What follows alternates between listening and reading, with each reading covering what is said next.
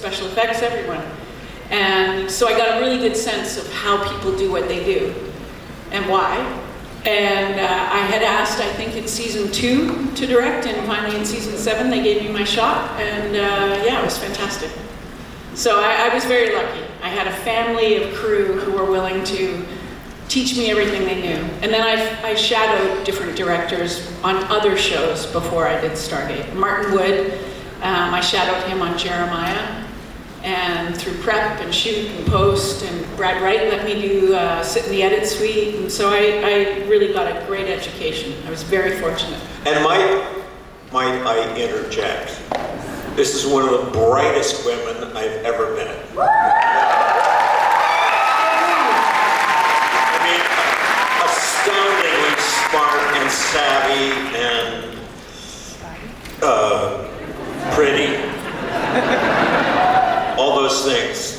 It kind of helped her become Canada's leading director. I almost said female director. But that's improper these days, right? She's really smart and knows what she's doing, and everybody knew she would succeed beyond our wildest imagination. I'm exhausted. Thank you, Willy Wonka. Thank you, Rick. That's lovely. Thank you. For what? What did I do? Sorry. Yes, hello. Hi. Oh, hi. Good to see you. Yeah, I have 2 questions actually. One is to Richard. It's a hockey question. I'm from Sweden. And oh, I'm sorry. I'm so sorry. all right. And throughout the ages, we had many good hockey players who played the NHL. So my question to you, Richard, is which is your favorite Swedish hockey player and why? Right now? Or anytime? Anytime. He played for the Maple Leafs, Toronto Maple Leafs. Borje Salming? No. No. A Was he Swedish? bigger Borje Salming. Number 40, I think.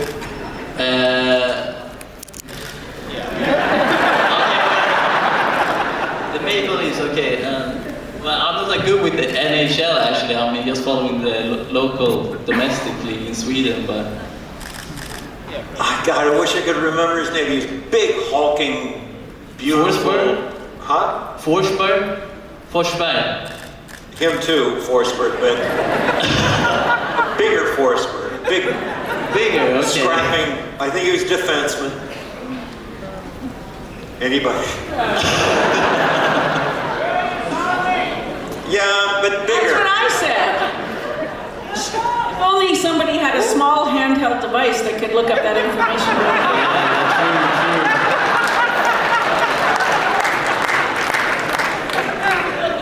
Oh, good. I was going to say I'll Google it. We'll get back to you. All right, thanks. But my condolences at the IIHF. Yeah, sorry about that. And to Germany, sorry about your game tonight. Yeah. Against the U.S. Are you? Go. Are you really sorry? No, I'm not at all. And who's the other? Letland. Latvia? Latvia. And Canada. not Canada! Not Canada. They lost 2 games. How could they be in? The United States hasn't lost any games. Well, good for you. Must be thrilled. I'm Swedish. Sorry, this has been a total waste of time. I'm sorry. But I will, it'll come to me. All right, and then I have a quick Stargate question as well, and it's about the filming locations. I know the British Columbia, the forest there, you film there a lot, and I was wondering, of course, you're professionals, but do you ever feel like uh-oh, like not this forest again in British Columbia, or what's ever boring for you guys? I mean, not this big, gorgeous, green valley and mountainous forest again? But for that 100 times, so... Yeah, it became a bit of a joke that all the planets in the universe had evergreen trees and really good air.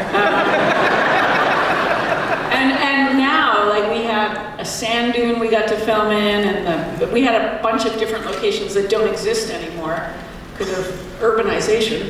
But the forest is always there, and it was wonderful to work.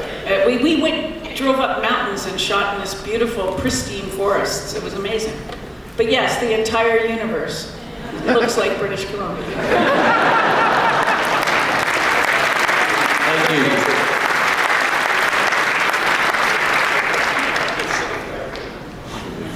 Hello. Hi. So in the pilot to Stargate, there's this famous dialogue where you, Amanda, improvised the MacGyver line. I wanted to know, having you both here, how did the dialogue feel for either party? I was scared out of my tree to actually say it. I was like, what was the line? It was supposed to be jerry-rig. Okay. We can jerry-rig it to that. And I said, we could MacGyver it. And they kept it in. And Rick gave me a look. Probably best moment in the series. Yeah. And then on the ice cave in Solitudes, when I improvised that whole MacGyver, McGadget, McGimmick, Mr. McUseless, we were in a refrigerated stage, so it was actually icy, like it was really cold. And the director said, hey, if you have any chance to have fun, have some fun. And that was when you crawled your way up to the dial home device, and you were really powerfully emoting. And Those were the days. When was it that I said, I swear it's my firearm? that was in that show too. Oh, in that show? Yeah. And there was a thing because we had to stay close together for body heat. And one of the crew members said, well, you know, if you guys were serious about body heat, you wouldn't be wearing any clothes. And I was like, a little soon in the series for that, methinks.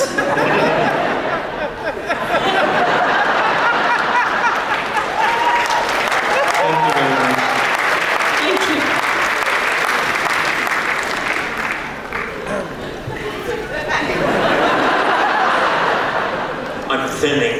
Hi, Amanda and Rick. Hi. Oh, hi. Hi, Claire. Which goals did you have as teenagers, and did you meet all of them? Which idols? Goals. Dolls. Goals. Goals. Goals, yes. Oh, goals. I was like, dolls? I had G.I. Joe and Barbie, but Barbie. I had G.I. Joe, too. He had cooler Jeeps and stuff. My goal was to be an actress, and my goal was to be a director. Hashtag winning, I guess.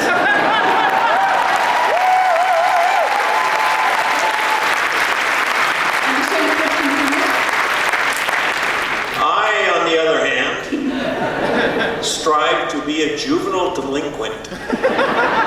Winning? No. Hashtag winning. No, I actually wanted to be a forest ranger. I wanted to work in the forests and mountains and have a little house up on the stilts and, you know, call girls and stuff. And, no, I wanted to work with animals and conservation stuff. I didn't know it was conservation then, but trees and bushes and shrubbery and that kind of stuff. I just leaned in that direction. Thank you. And you ended up working in forests for a long time.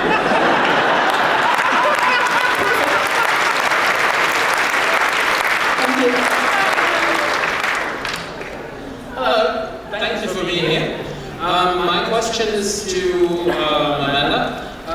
Coming from a show like Stargate, which is a huge show, successful for years, moving to Atlantis, and then doing your own thing with Sanctuary. How was that for you? So much fun. But the change of production, I think, was quite severe because SG1 and Atlantis was BC forests and everything, and Sanctuary was 99% green screen. I think when we first started Sanctuary, it was about 75% green screen. It was, as my character Helen Magnus would say, a huge leap of faith. So leaving the Stargate franchise was really scary, but it was necessary.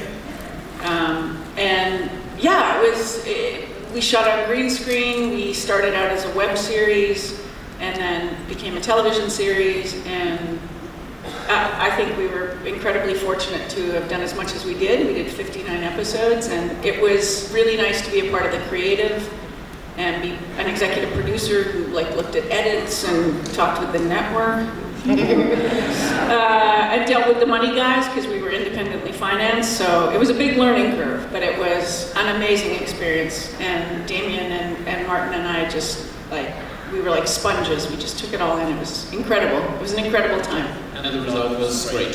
Thank you.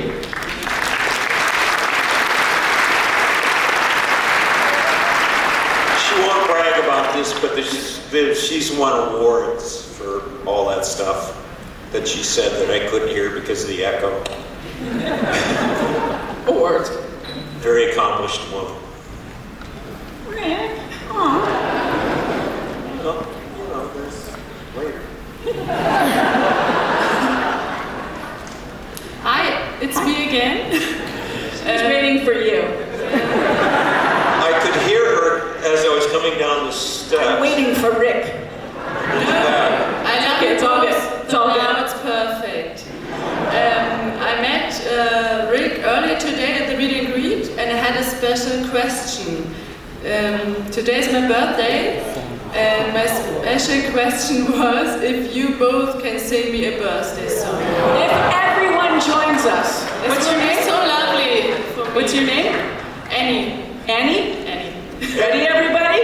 3, 2, 1. Happy birthday to you. Ow! Happy birthday to you. Cha cha cha. Happy birthday, dear Annie. Happy birthday to you and many more.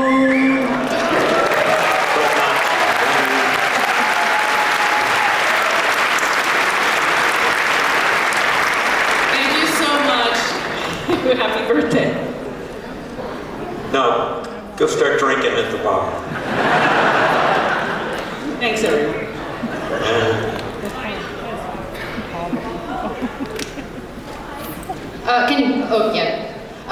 You've probably been asked this question so many times, but I'm gonna try and make it a little bit more fun for you. So, could you tell us the best piece of advice you've ever been given? Can be about work, life, all sorts of things, but can you do it in an accent of your choice? I have one word to say for that.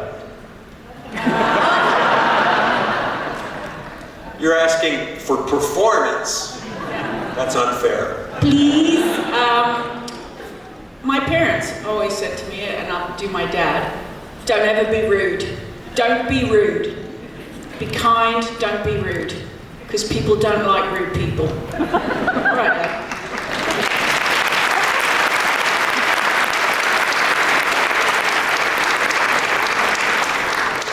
Eat your veggies. Eat your damn greens. Thank you. Period.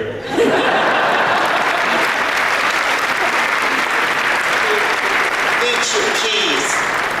Mushy peas. Hello.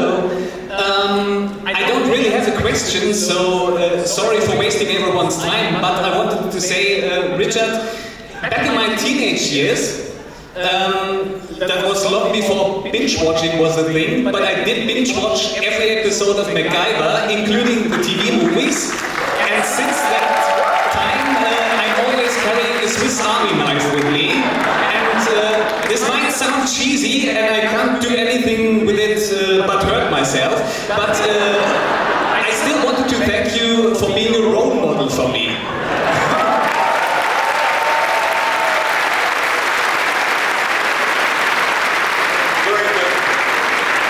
During the course of shooting MacGyver, I broke 144 of those little pocket knives.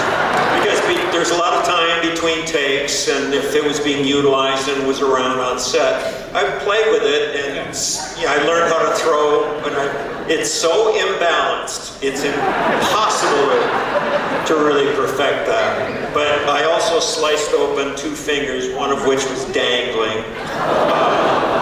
It's the one where I'm with, you don't want to know. But I did this, and it just folded right on over that finger, and I looked at it, gushing blood. I'm in the next shot. Launch. When we were shooting the pilot, I don't know if you remember this, Rick, but we were all living in the same hotel, and we all went for dinner. I think you were probably living somewhere else, but we all went for dinner, and then Rick and I went for a walk down Robson Street, and yeah, we did. And yeah, it was really memorable. But I had never seen MacGyver, and my only frame of reference for MacGyver was The Simpsons.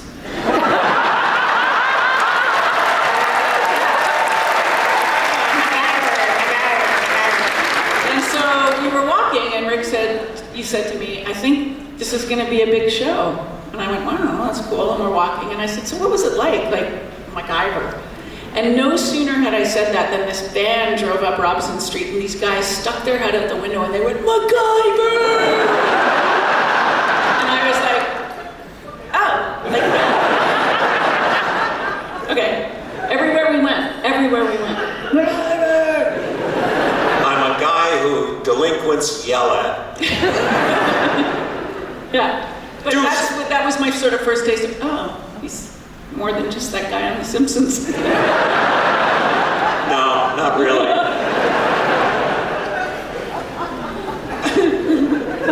Thank you very much. Thank you.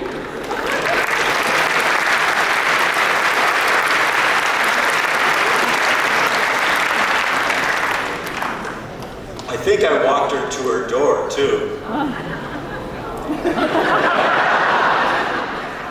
And said goodnight. Ran away. Hi. First of all, also a really big fan. Thank you for being here.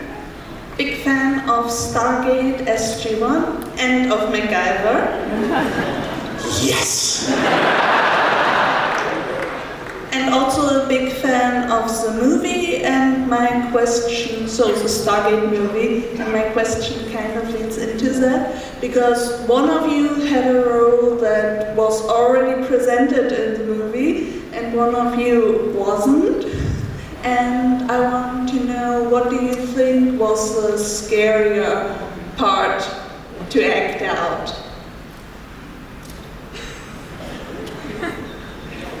I know, I was kidding.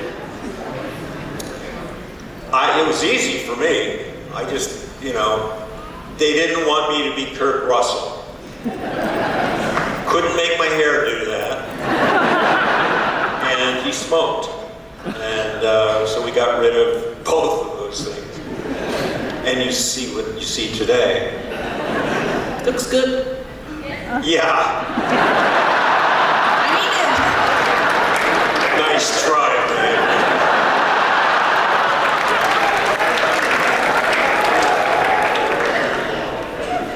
It does not. I was lucky because my character wasn't in the movie, so she could be whatever we made her become.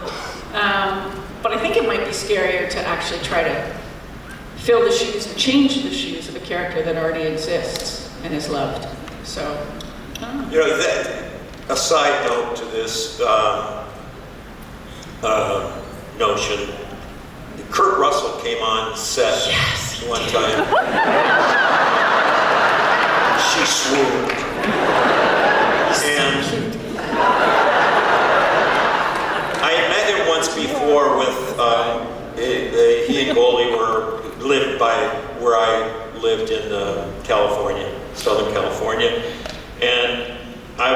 was back in the day when I actually did exercise, was running my path up in the mountains, and the two of them came down with their dog, and of course immediately I'm to the dog. I'm just in the dirt and he came up to me, he was a Bernese, I think, and just lapping me up, and I said, God, I love this dog. And I look up, and I'm already in a conversation with them, don't know it's them.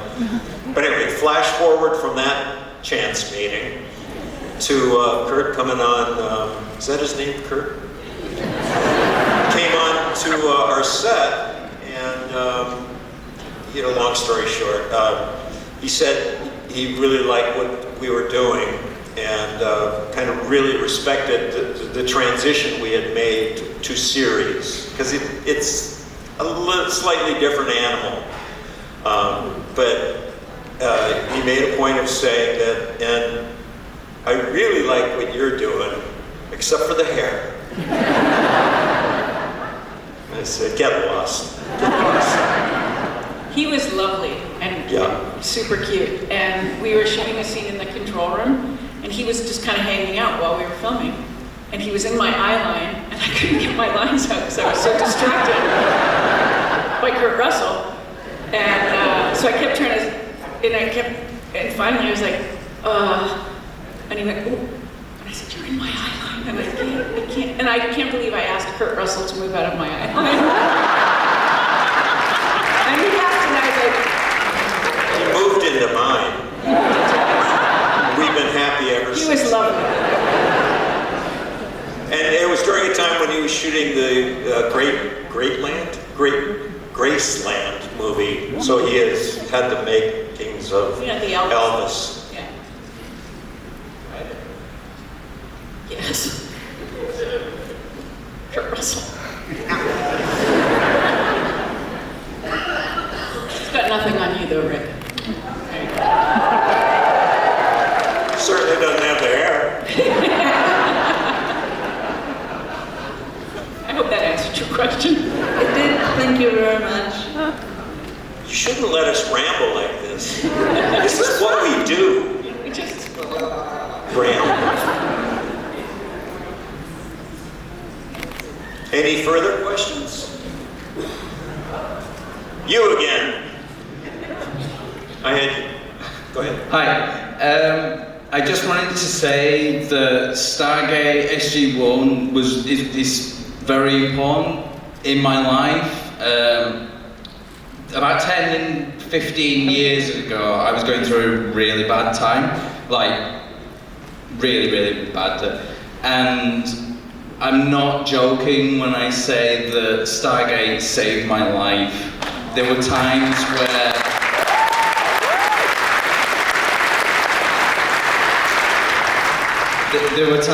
where I was at the end of the rope, and if I had the sort of enough in me to put on an episode, it was enough to calm me down, cheer me up, make me laugh, make me energized to, you know, keep on living, essentially.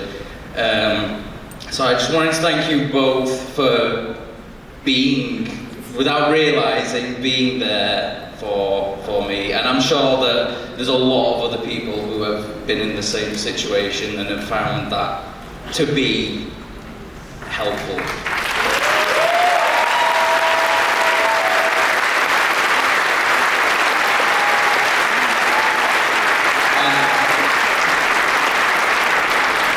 And after that massive outpouring of emotion, which is not normal for a British person, very brave.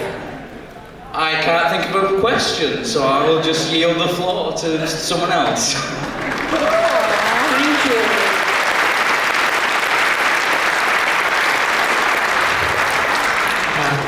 Hi, hello, it's so nice to see you again. Adding to that question, you changed my life as well, because I still remember the countless times I visited the filming of your show for the German TV Highlights magazine. Oh my God, hi! Yeah. I brought a bunch bunch of Rittersport chocolate for you. See you tomorrow. So, it's all here. So, I followed, of course, the negotiations about the future of Stargate. And in the morning, I did a panel about the possible future. So, I guess you are the most qualified persons to maybe tell us what's going on. And before you answer the questions, I have a lot of meetings in the past with Brad Wright, Peter DeLuise, Martin Wood, and all the other guys. So if I were the boss of Stargate, of course, a new show, but you, Amanda, would be, for one point, the perfect showrunner. And being you as the general of the Stargate command, it would be the most logical character development. So, what's your opinion?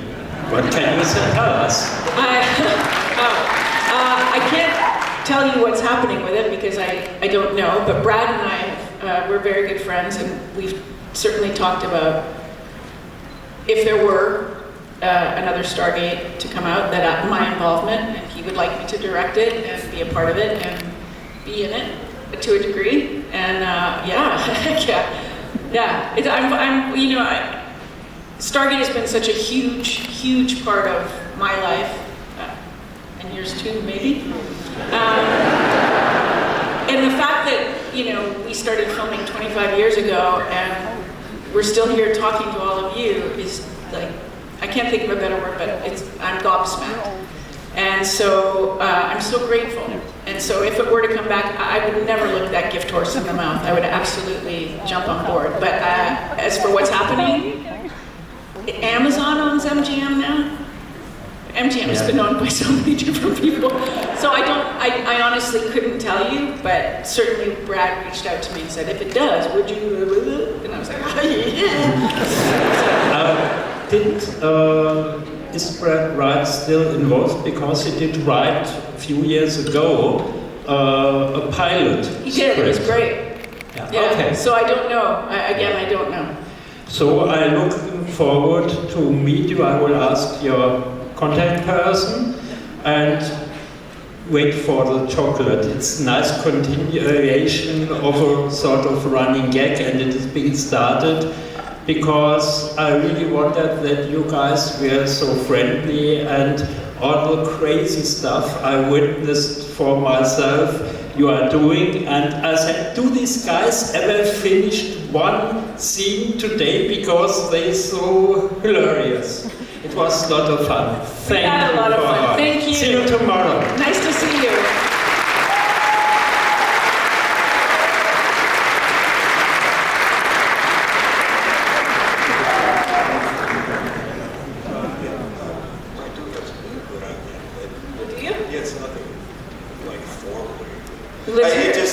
As an addendum to what Amanda was saying, is that my conversations with Brad have been such that he's starting to feel like a liaison to the future of Stargate, because it's out of his hands. Mostly it's just out of his hands. It's in the networks. I don't know who ended up with the property, but it was MGM. Anybody else? It's up to the studio.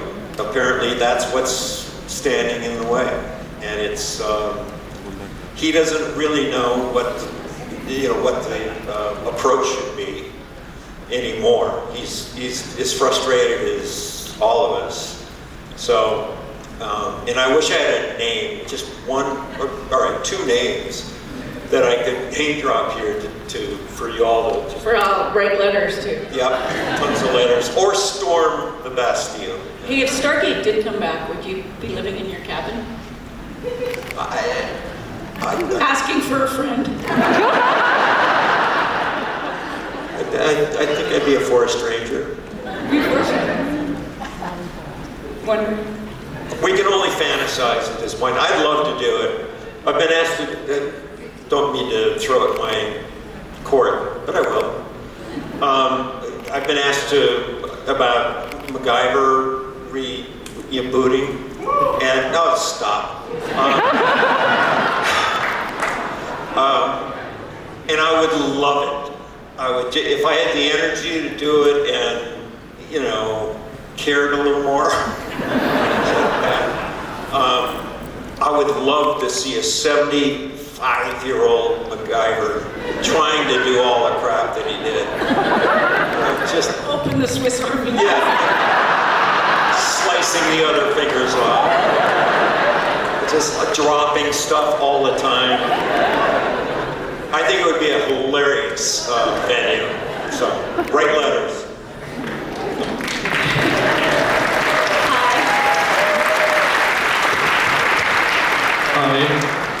Hi, Rick. Hi, Amanda. Just so you know, we've been given a dictum. Is that a dictum? Can we do 3 more? Yeah, we can do 3 more. It They says said last question. please. It doesn't seem right. So, 3 more? Can we do 3 more? 3 more. We'll do 4 more. Okay.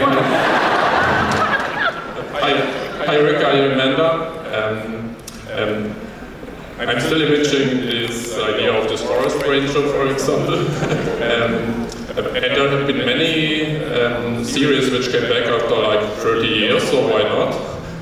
But I was coming here for like that because I want to say I like the humor in Stargate, and also you being here at FedCon, like walking in front of the screen, like, hey, is it me? And stuff, and some similarities which also I've seen on the show, funny stuff like the ice cave scene you mentioned, or this, when you're doing crosswords, celestial body with 10 letters, probably some people know it. Or my favorite episode, with this time loop episode, which was totally hilarious. It's my favorite one. My question is simply, do you have anything more really funny to tell, like from experience? No. The humor on Stargate was really driven by this gentleman here. Because it read as a very serious kind of pilot, and Rick insisted that there be humor. And go ahead. I was going to say, I didn't have any choice at that time. First of all, we ran the risk starting out of being very like serious, by the ropes science fiction show, and that can drag on and on. I, not having a great range as an actor, was able to fall back on what I knew, which was class clowns kind of stuff, with respect. But I had to learn my lesson we used to have these things called table reads, and I used to improvise crap and go for the laugh and all that. Brad took me, that lasted a few weeks, and then Brad took me aside and he said, you know, you're being very disrespectful to the writers. And that, just that sentiment expressed to me, echoed and stuck with me so deeply that I immediately changed my behavior and let the writer's words be talked, spoken. You mean you're doing fun on the scenes as being seen as disrespectful? No, I used to do it during the table reads, which is it's a very selfish endeavor for me to indulgence. I mean, and I just, from talking to Brad and being read basically the riot act about respecting the writer, which they should be respected above all in that business. Thank you. Thank you. Great having you. But the writers ended up writing for Rick's sense of humor, and that's how it worked. Boy, thank you, miss.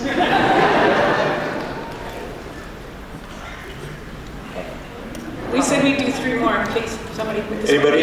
You in the dark. Please. Because they're all here, and this just seems silly to stop. Yes. Can we do 3 more questions?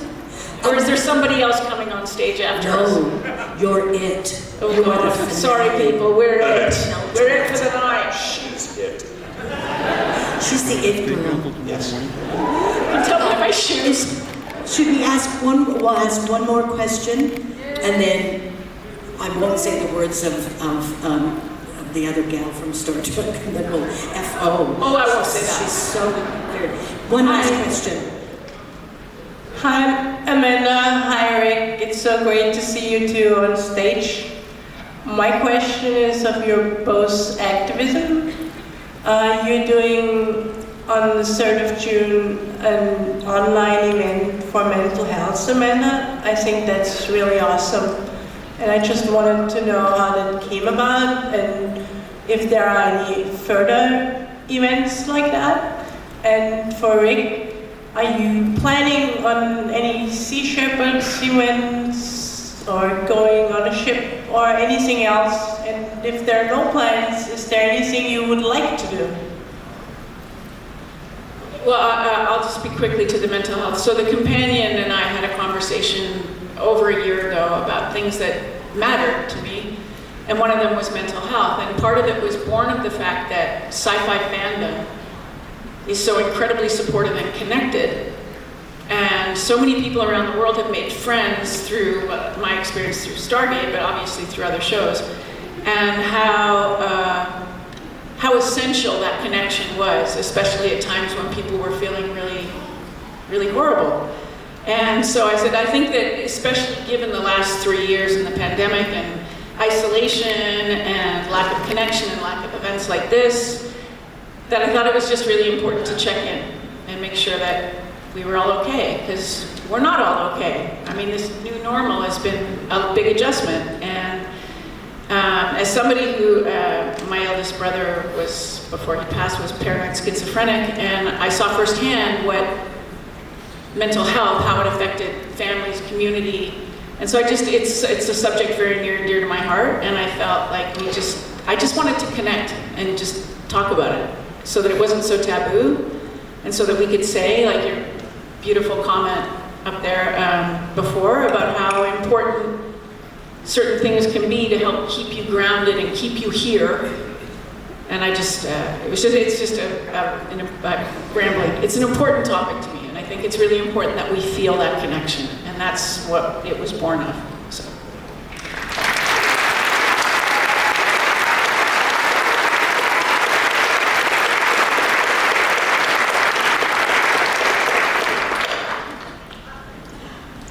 Well,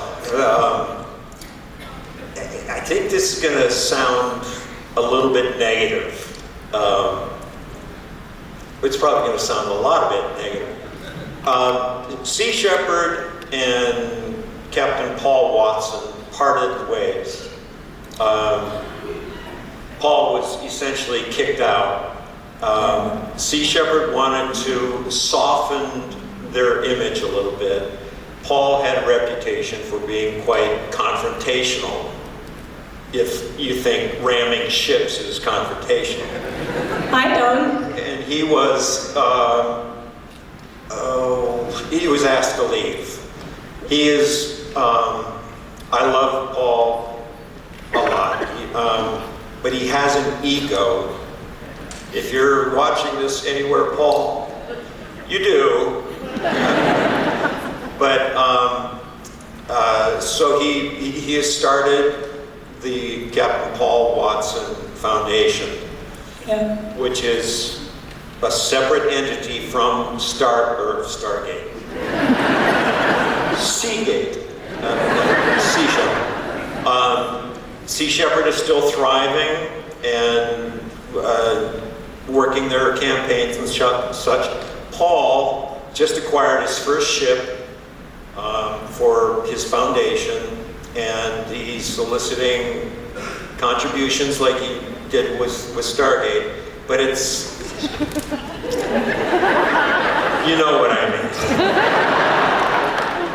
with Sea Shepherd, but it's kind of, I don't know how many of you even know about Sea Shepherd and Paul Watson's foundation, but it's kind of a tough call. Like, who do you donate to both? That would be ideal.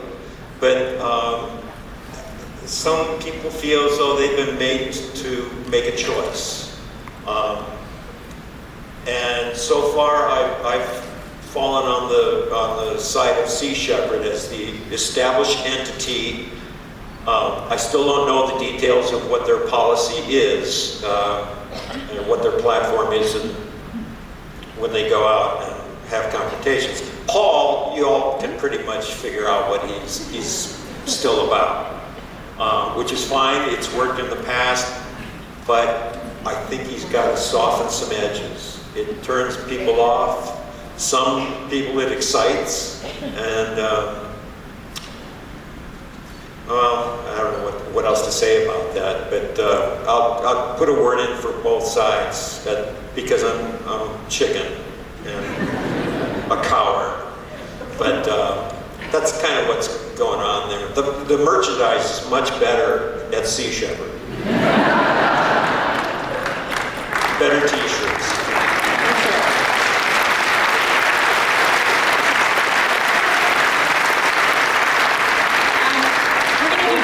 Because we said we'd do 4 more, so now it's 2 more, please. Okay. And thank you. Yep. Don't let her push you around like that. Well, same small She's stuff you got do. a dummy on her head, so you know, it's great. She can push me around. Thank you. Thank you, guys. Want another question? Yeah? Yeah? Or? Up above. I'd just like to say thank you very much to both of you for giving us this opportunity to actually meet and greet you, at least at a distance with the microphone. Thank you for coming. Thank you. And I would also just like to reiterate how big an influence both of you have been, and Stargate and whole, on all of our lives.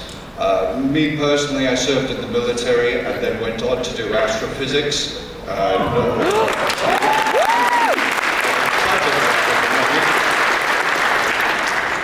And actually, I heard that when you were reading your lines, you didn't just read the lines or learn the lines. You actually did your best effort to learn what it meant. I wanted to hear more about that, and if you've got anything funny and how interesting it might have been or something like that. Blessedly, they gave all of that stuff you're referring to her. And to her, I mean the smart one. But yeah, I had it easy. I was reactionary. And part of it was because I didn't have an attention span, much as you've observed today. Picking microphones apart and picking my head, and looking at my hair. How is it? But anyway, she had the hard part. I took it very seriously. I didn't want to just spout words. I wanted to understand it. So I studied brief history of time. I read a lot of Stephen Hawking. I read a lot of Neil deGrasse Tyson, and I just was like, I'm going to learn this. And then what I would do is break it down into layman's terms and then explain it to my husband. And if he understood it, then I was like, we're good. And then come to set, and it meant something. It came from, and because there were so many lines, I had to, it only connected for me if I knew what I was saying. Could I personally blow up a sun now? I think it's the red button, but but yeah, it was important to me to really connect to the material, and it made Sam Carter far more exciting to play because I understood what she was talking about. So absolutely, it was essential. Yeah. Thank you. Thank you. And she's pretty.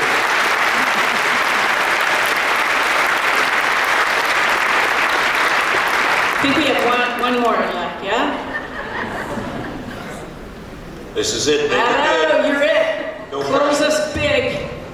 All right, this question is for both of you, but first of all, I just want to say, when I was a kid, I called to my parents' bed to watch MacGyver when I was 9, every Monday at 8. That was when it was broadcast in Israel. And what really struck me was the purring kindness of this guy. And it wasn't just MacGyver, it was you, Richard. And down comes the question. In every character that you play, there's something out of you. what feature or quality or characteristic do you think comes out in both of you in your characters? In both of my characters, or Both of you, both Amanda and Richard. I don't know. And that's it.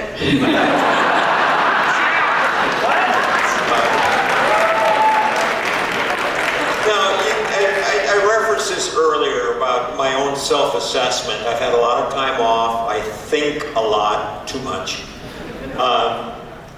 But being very as rational, objective as I can be, I'm not that great an actor. So I can't tap into a process or a process. And, so I base a lot of my action, reaction, any internal work I do, it's done as Richard with a sheep's clothing on. Wait, I didn't mean sheep. Ass, that's what I meant, ass clothing. So that's, you know, you do see a lot of my personality interwoven to somebody else's words. Interwoven? Other people's words in a different costume. Because of course I thought it was a costume. Well, that's just costume drama. I think that Sam and I grew up together. And I've said this before, but I think that we came into our own as women together. I am incredibly...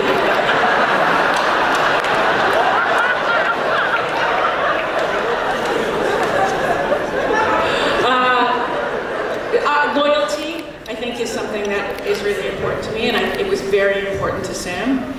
A little bit of a sense of humor, and an earnestness that I have always had. An eagerness to please. Why are you guys laughing? What is going on?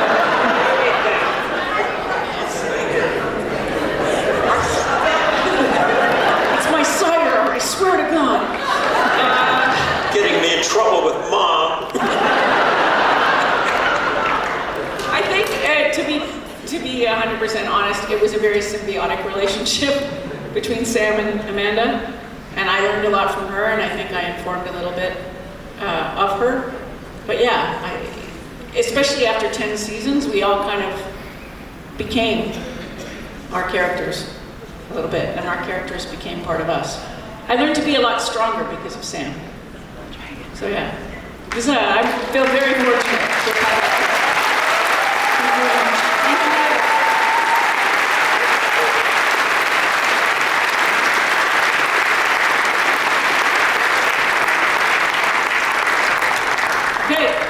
Okay, are you kicking us off now? Fantastic. Ladies and gentlemen, please put it together for Amanda.